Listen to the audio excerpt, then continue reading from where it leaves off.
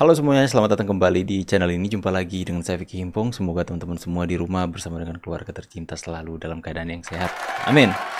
Video kali ini kembali lagi kita akan membahas soal perpolitikan hari ini, di mana kita sudah mendengar sebuah video yang beredar di grup WhatsApp, yang dimana salah satu subscriber WA ke saya video tersebut, yang dimana itu ada rencana sekelompok orang-orang sakit hati yang membenci kepada Pak Jokowi. Itu penyakit hatinya dibawa sampai mati kayaknya teman-teman, yang dimana mereka akan menggeruduk rumah Pak Jokowi tanggal 15-16 teman-teman ya. Makanya saya harus suarakan di sini, kita harus lawan apa yang akan mereka lakukan teman-teman. Tapi kita sebelum masuk ke dalam pembahasannya, saya mau ucapkan terima kasih buat teman-teman semua yang sudah berkontribusi, berpartisipasi dalam rencana perjalanan yang penting dalam hidup saya. Itu ini impian saya untuk ketemu dengan Pak Jokowi teman-teman ya. Terima kasih banyak buat supportnya, dan semoga Tuhan balas berlipat kali ganda kepada kalian semua. Dan saya hanya bisa membalas dengan menciptakan sebuah karya sudah tercipta, tinggal saya produksi teman-teman. Saya akan produksi secepatnya agar supaya bisa dipublish ya. Sekali lagi terima kasih, dan buat teman-teman juga yang ingin berkontribusi, silakan nomor rekening sini dan nomor WhatsApp saya ada di sebelah situ. Kita akan segera bahas video yang pertama teman-teman.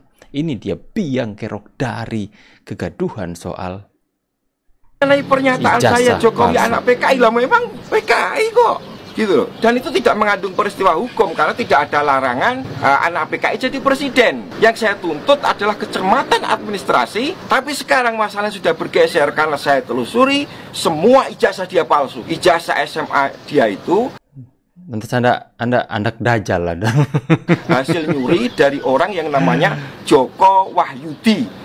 Itu punyanya Joko Wahyudi. Cek Mukanya di sekolahan, energinya negatif sekali teman-teman ya. Tembak kepala saya.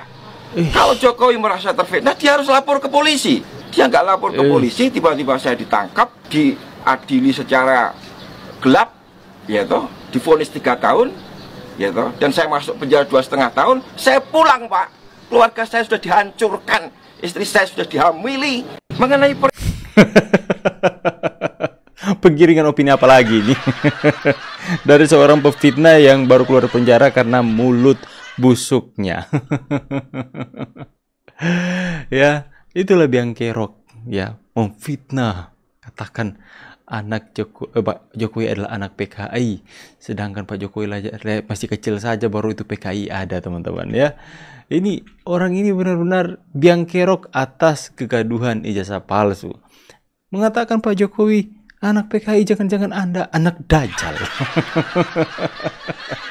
Anak setan. Ya karena mukanya saja penuh dengan aura kebencian teman-teman. Kalian tuh kalau bisa melihat orang dari mukanya saja, kalian sudah bisa merasakan ini orang auranya suram banget. Itu baru bilang bukan Indonesia gelap, wajah yang gelap. Ya, karena itulah ya, apa yang keluar dari mulut itu meluap dari hati. Kalau hatinya jahat, yang keluar dari mulutnya adalah jahat pula. Makanya suram sekali kita melihat ya, penuh dengan hitam pekat wajah Anda Pak ya. Anda itu tukang fitnah ya, tukang menuduh, tukang caci maki, itulah Anda. Makanya yang kita lihat adalah kesuraman hidup Anda. Bukan salah pemerintah. Istri Anda katanya istrinya dihamili, masa Anda menyalahkan pemerintah? Aduh. Istrinya dihamili, keluarganya hancur, salahkan pemerintah. Berarti istri Anda nggak setia sama Anda. Aduh, bagaimana? Coba tulis di kolom komentar. Itu lucu sekali sih Pak ya. Aduh, gelap hidup Anda Pak. Saya nggak berhenti ngakak. Istrinya dihamili, salahin Pak Jokowi. Ngakak banget sih. Baru sumpah. Baru kali ini aku ngakak banget teman-teman ya. Pak istighfar. Istighfar. Aduh, istrinya hamil, Pak Jokowi disalahkan loh. Wow. Jokowi ijazah palsu. Sini Bude Pakde yang kasih masih paham, Bu. tahu plus tempenya biar pada blenger. Gini ya, jadi kita ini rakyat ini untuk pemimpin itu tidak melihat yang ijazahnya harus tinggi sundul langit, tidak harus yang punya gelar sampai panjangnya kayak gerbong kereta, tapi kita butuh presiden itu yang bisa memimpin bangsa ini dengan tulus ikhlas memajukan demi rakyat, ya. Jadi kalau seandainya Pak Jokowi itu nggak punya ijazah, ijazahnya SD, TK, itu kita ikhlas, ridho, bangga. Jokowi ijazah Betul palsu. sekali. Ini kan yang kemarin bocor videonya saya bahas tadi itu ibu-ibu, teman-teman. Ibu-ibu yang katanya ibu-ibu apa ya? Apa pembela apa? Saya juga udah lupa, nggak penting juga untuk diingat, teman-teman ya. Jadi inilah ibu yang benar-benar beradab, teman-teman ya. Mak-mak dilawan sama mak-mak juga. Itu baru bilang hebat. Ya, saya sangat setuju apa yang dikatakan Mak ini itu serupa dengan perkataan seorang bapak dari NTT, dari Lombok atau NTT, saya sudah lupa, yang telepon ke saya yang mengatakan hal yang hampir sama.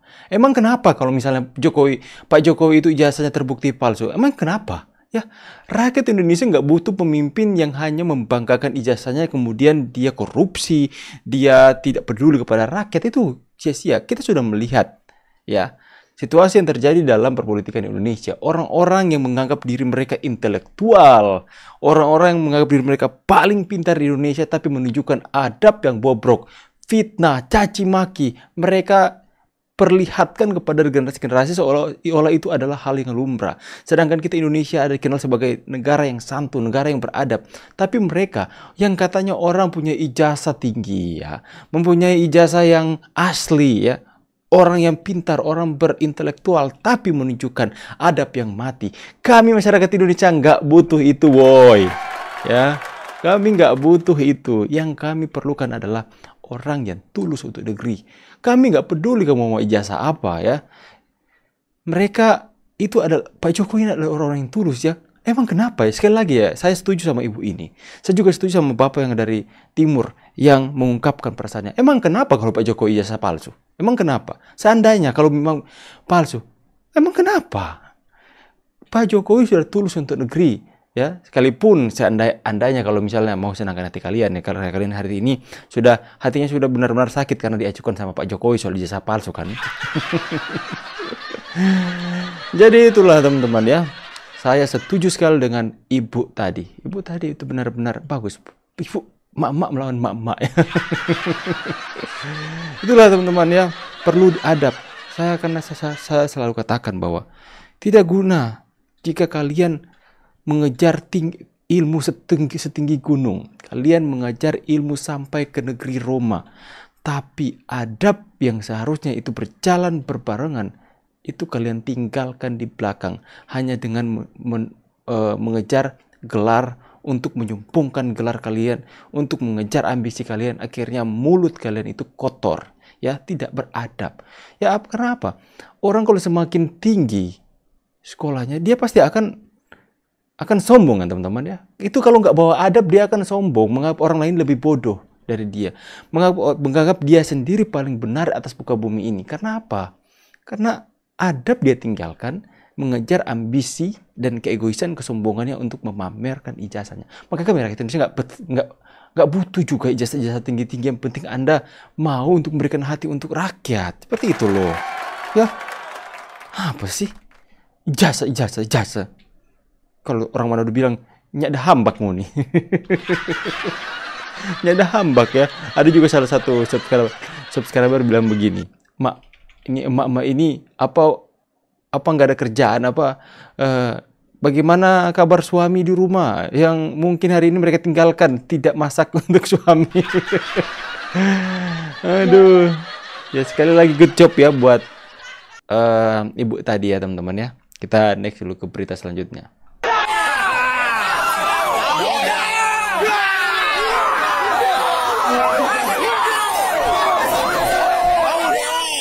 Astagfirullah, ini mulai lagi politik identitas. Ngeri. Teman-teman, masih jauh loh teman-teman ya. Masih jauh. Pilpres 2029 tapi politik identitas ya sudah mulai gaungkan dari sekarang. Hati-hati. Tapi masyarakat sudah sadar. Diusir. Detik-detik rombongan Anies Baswedan diusir dari masjid karena melakukan kampanye di dalam masjid. Realkah ini teman-teman? Realkah? Kalau real, saya bersyukur. Masyarakat sudah pintar kalau gitu teman-teman. Jangan mau tergiring opini yang tidak-tidak ya. Jangan sampai tergiring opini yang tidak-tidak oleh kaum yang pemecah belah bangsa ini teman-teman. Yang pertama, babi itu dikirim oleh orang. Dan menurut aku suka kalau soal babi. Menurut apa yang ditulis. Aduh, sorry. Yang pertama, babi itu dikirim oleh orang. Dan menurut menurut apa yang ditulis Tempo, itu datang dibawa oleh seseorang yang seolah-olah ya. Itu datang dari jasa pengiriman tertentu. Saya nggak tahu apakah apa sih? Ya ada kurirnya lah. Nah, Tempo ada dong CCTV menangkap siapa yang datang. Betul. Begitu juga di lingkungan sekitar outdoor dari Tempo itu kan juga ada CCTV, dong. Kan bisa dipantau semuanya. Dan yang paling gampang orang datang, orang masuk, siapa? ngasih, dan berapa? Kan ada videonya. Betul. Ya mungkin orang itu pakai masker, tapi ada videonya. Oke? Dan orang itu pasti kan bagian resepsionis nanya, Dok, dari mana? Siapa? Tulis kan. Bisa di tracking sebenarnya semuanya. Kenapa itu nggak diungkapkan? Harusnya Tempo menjadi pihak yang kita punya nih ya sebuah rekaman video siapa orang itu, tapi memang sulit untuk diidentifikasi oleh kami sendiri karena mereka menggunakan masker. Tapi tampangnya ini, biar orang melihat. Kan kalau Anda nih Bud pakai masker, biar gimana pun, kayak saya kan kayak itu si Budi deh yang bawa kepala babi itu. Masalahnya mungkin gini Bang Ade, apakah paket yang di dalamnya ada kepala babi itu ditaruh saja begitu oleh orang tak dikenal atau memang lewat paket pengiriman? Kalau menurut pemberitaan ekspedisi. Nah, kalau ekspedisi kan bisa di tracking. Yang dilempar tuh yang dua, yang tikus. Oh, yang tikus. Tikus dilempar dari luar. Ya.